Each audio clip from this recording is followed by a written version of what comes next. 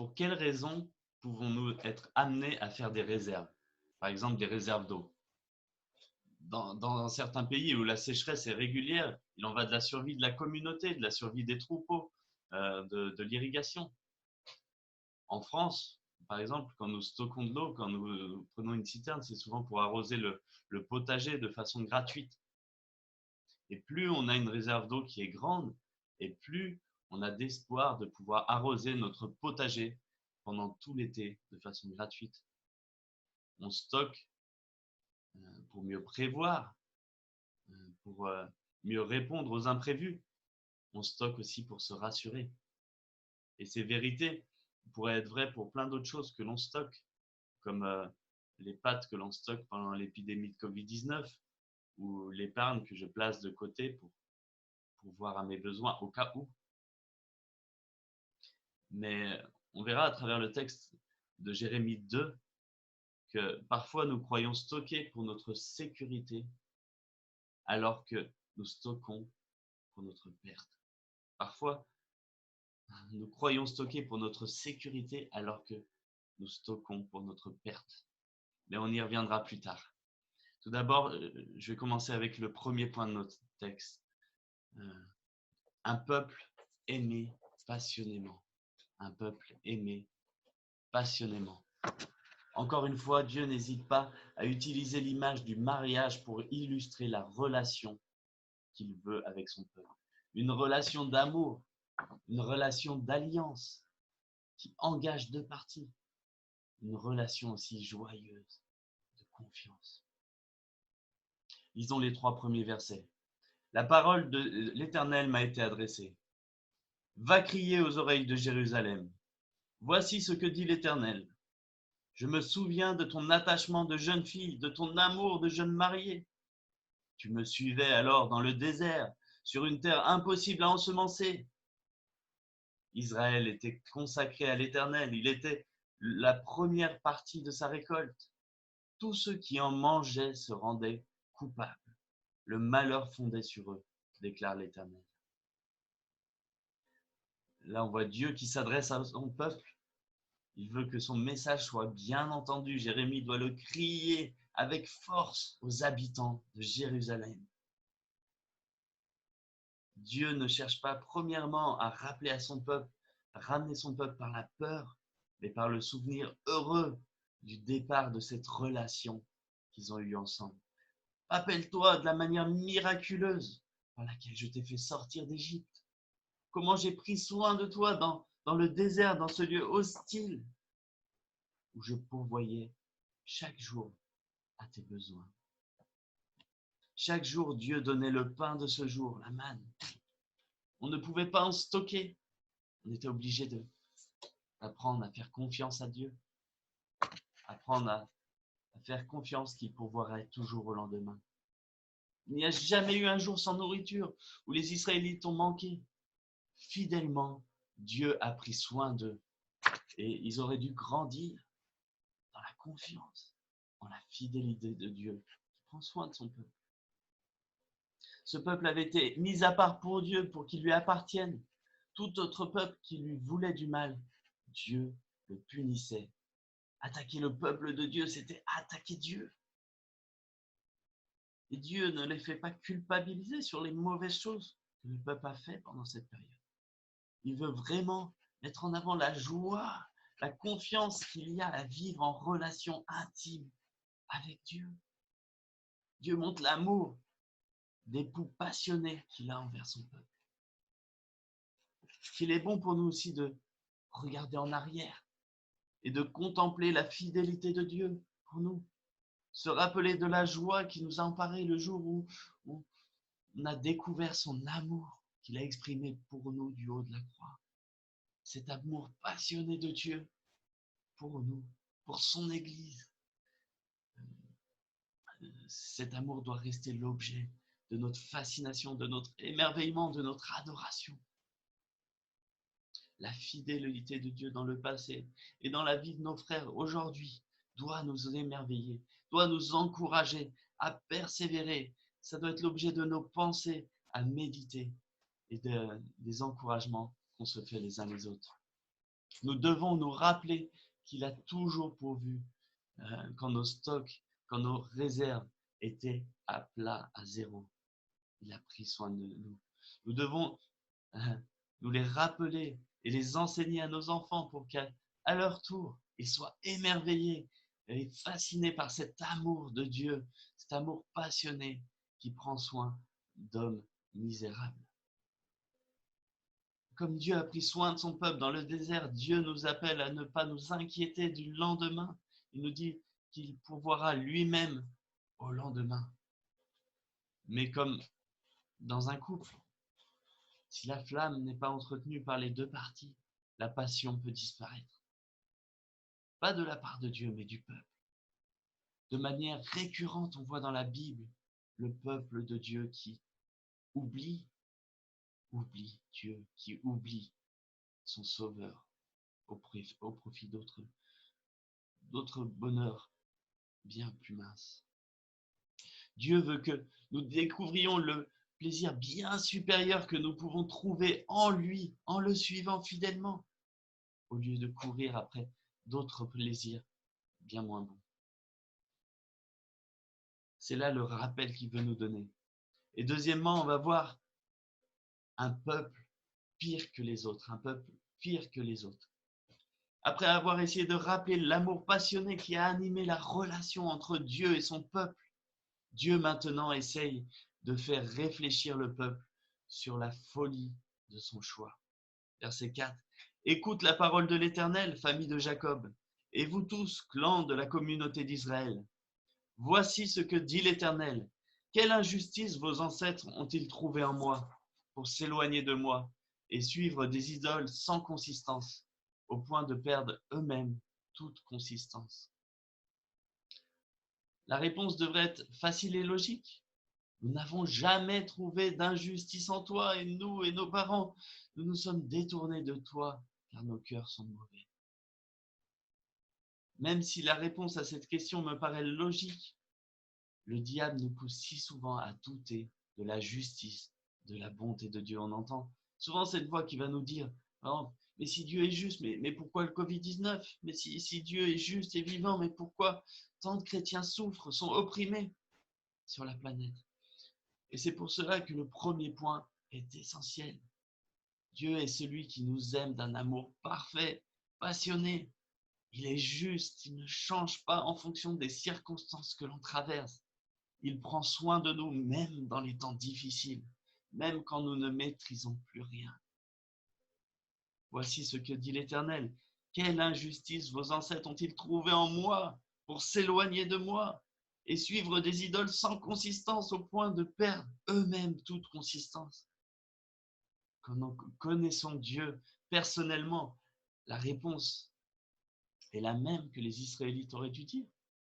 Nous n'avons jamais trouvé d'injustice en toi et nous nous détournons, hélas si souvent, car notre cœur est profondément tortueux. Notez que l'on finit toujours par ressembler à ce que l'on adore. Soit on devient inconsistant comme nos idoles, soit on reflète de plus en plus ce Dieu qui nous aime passionnément. Je poursuis au verset 6. Ils n'ont pas dit « Où est l'Éternel qui nous a fait sortir d'Égypte, qui nous a conduits dans le désert, sur une terre aride et pleine de ravins, sur une terre où règne la sécheresse et l'ombre de la mort, sur une terre où personne ne passe, où n'habite aucun homme. Je vous ai fait entrer dans un pays fertile pour que vous mangiez les fruits et les bons produits qu'il s'y trouve.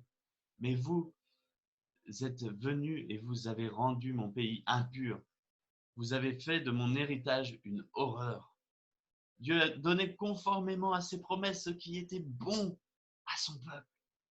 Mais cela n'a pas empêché le peuple de déshonorer Dieu, de déshonorer les bénédictions qu'il lui a données et de se détourner de lui. Je poursuis au verset 8. Les prêtres n'ont pas dit « Où est l'Éternel ?» Les spécialistes de la loi ne m'ont pas connu. Les bergers se sont révoltés contre moi. Les prophètes ont prophétisé au nom de Baal et ils ont couru après ce qui sert à rien. C'est pourquoi Je veux encore lancer des accusations contre vous, déclare l'Éternel. Je veux aussi lancer contre vos descendants. Ce n'est pas parce que l'on connaît une grande délivrance de Dieu que notre foi grandit proportionnellement. Ils ont connu une grande délivrance en Égypte et pourtant, ils se sont vite égarés. On voit également que ceux qui sont appelés à être des leaders du peuple de Dieu ont plus de responsabilités et sont plus coupables encore. Et le Nouveau Testament nous met sévèrement en garde de ne pas prendre à la légère la direction de l'Église. Les conséquences des péchés des leaders ont des conséquences sur de nombreuses personnes et sont du coup plus graves. Et puis nous arrivons à la partie du texte qui nous explique pourquoi le peuple de Dieu est pire que les autres peuples. Verset 10. Allez sur les îles de Kittim et regardez. Envoyez quelqu'un à Kédar. Observez bien et regardez s'il est arrivé quelque chose de semblable. Une nation a-t-elle déjà changé de Dieu, alors même que ce ne sont pas de vrais dieux? Pourtant, mon peuple a échangé ce qui fait sa gloire pour ce qui n'a aucune valeur. Ciel, sois-en consterné, sois horrifié, atterré, déclare l'Éternel. Même les peuples attachés à de faux dieux inutiles ne changent pas de Dieu. Et pourtant, le peuple d'Israël a abandonné le Dieu qui a fait sa gloire, le Dieu tout-puissant, par de vulgaires idoles. Et du temps de Jérémie, le péché du peuple était nombreux, même si le peuple continuait d'adresser un culte au temple de Dieu. Le temple de Dieu était devenu un objet de superstition vide de sens. Ils pensaient pouvoir se servir de Dieu et en plus des autres dieux pour être plus protégés quelque part, comme si le Dieu tout-puissant créateur du ciel et de la terre n'était pas suffisant.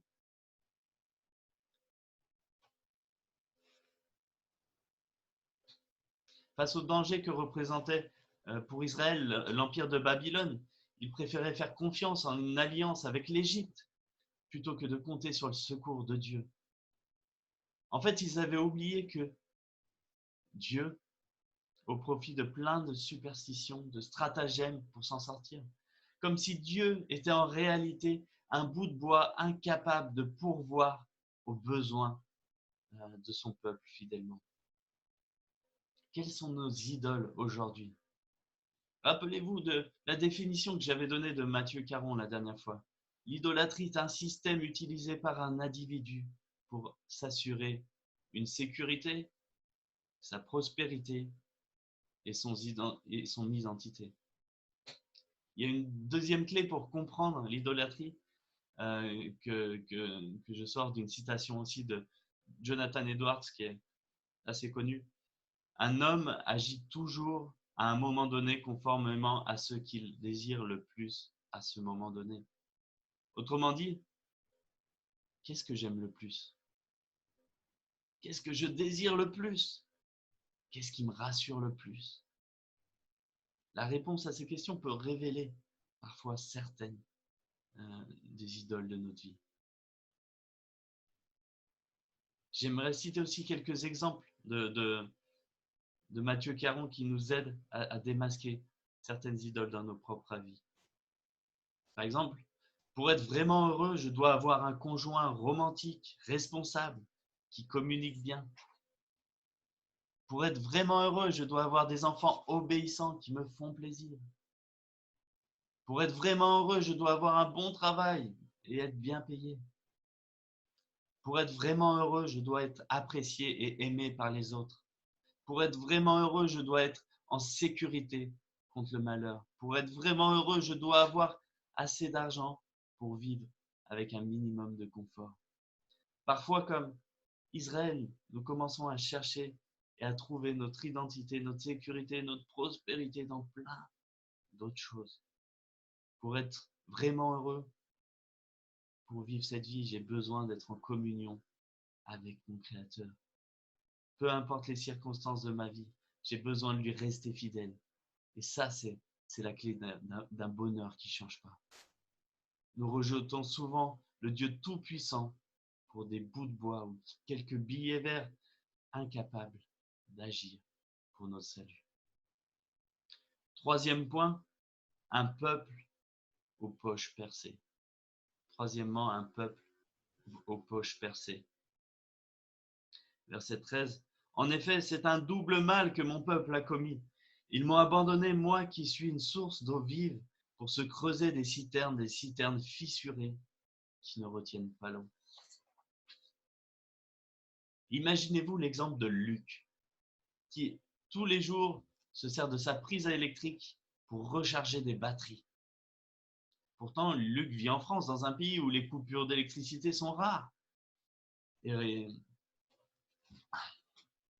du moins, ça dépend le quartier où vous habitez.